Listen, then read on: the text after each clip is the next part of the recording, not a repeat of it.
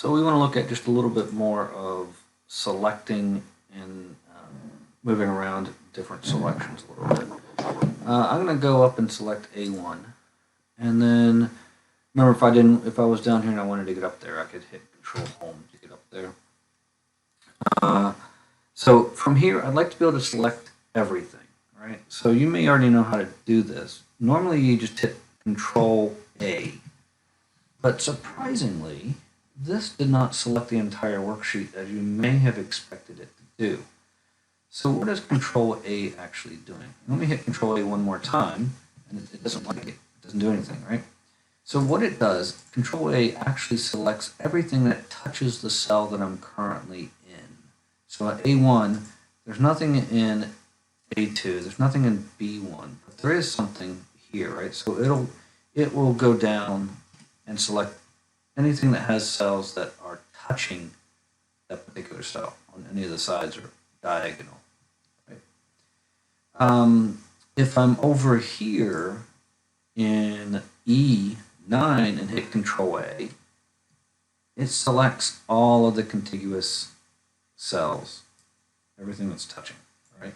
If I hit Control A again, now it goes out and takes in the rest of the worksheet.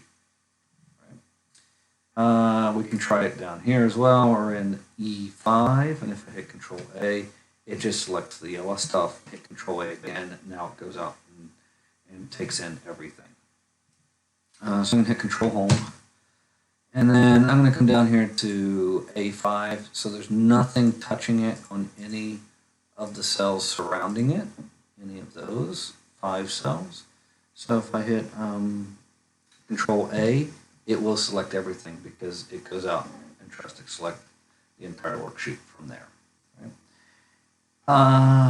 So, last time we figured out we could enter in all this stuff all at one time by selecting cells, entering the formula, and hitting Control Enter. Over here, we figured out that we could autofill by moving our mouse to the bottom right-hand corner and double-clicking. We can also, I'm going to get rid of that, so C11, I just delete key. If I'm in this empty cell and I want to copy the formula that's up above it, there's a shortcut which is Control D for bringing what's above down. So I'm copying what's up above down. Right? Let's see if I can do. I have 2 cells selected. See if it'll bring it down to both. It does not like that, right? So for whatever reason, it only wants to do it one time. I can also copy stuff over to the right. So I'm up in H6. If I hit Control R, it copies from the right and brings it over. Right? So those are different ways to get some auto filling in, especially if I only have 1 or 2 things I need to fill in. That's really nice. Now I'm in cell H6, but suppose I scrolled down.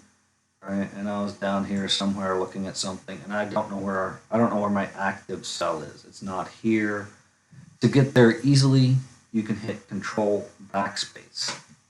So Control Backspace will take me back to the active cell that I currently have. So it's really useful if you have a large set of data. You're scrolling through, not using your arrow keys, but you're using your mouse to kind of go through and see where things are. You can get back to your selected cell by Control Backspace. Now, if I select a bunch of cells here, and I want to move around just the selected cells, we can do that with the shortcut key also. We can use Control Period.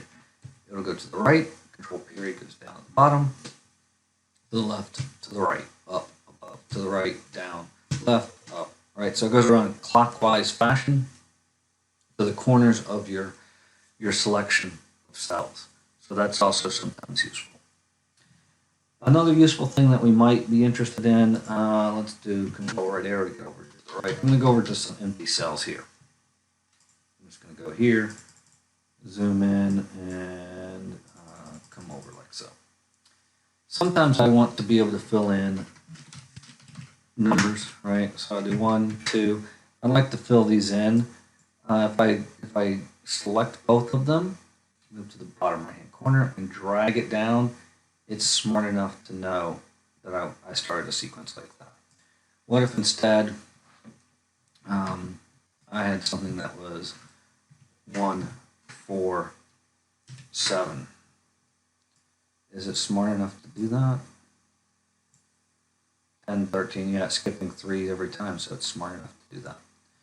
Right. Notice here also I have this little autofill options, so it fills the series. You can do formatting, fill without formatting, flash fill. Right? So those are different things you can do. What about days? So Monday, Tuesday. Now, is it smart enough to do the days of the week? It is. Look at that. Right? What about months? So I have, what is it? January, February, right? And is it smart enough to go around? It is. Look at that. So those are some useful things that we might be interested in. So I'm going to copy. The other thing that we also want to do is maybe copy something and move it somewhere. So I'm in cell BB5. I'm going to hit Control C, that copies it. I'm going to come over to BD9 and hit Control V. And notice what it does. It does can't divide by 0. Why? Because if I look in this guy, it copied the formula and moved it over. We'll talk more about this in another video. But it copied the formula. If instead, right, if I didn't want that, right, let's do that. Control Z a couple times. I get here, I do Control C, I come over here. A lot of times if I want that number and just the value, I can hit Control Alt V for the paste special. And I just want the values. Right? Click OK. And now we see it's a number in here, whereas over here it's the formula. You could have also, Control C here, come down here.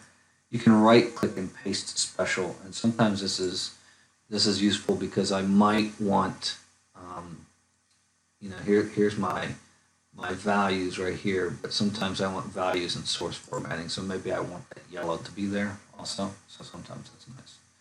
But Control Alt V will get me the paste special.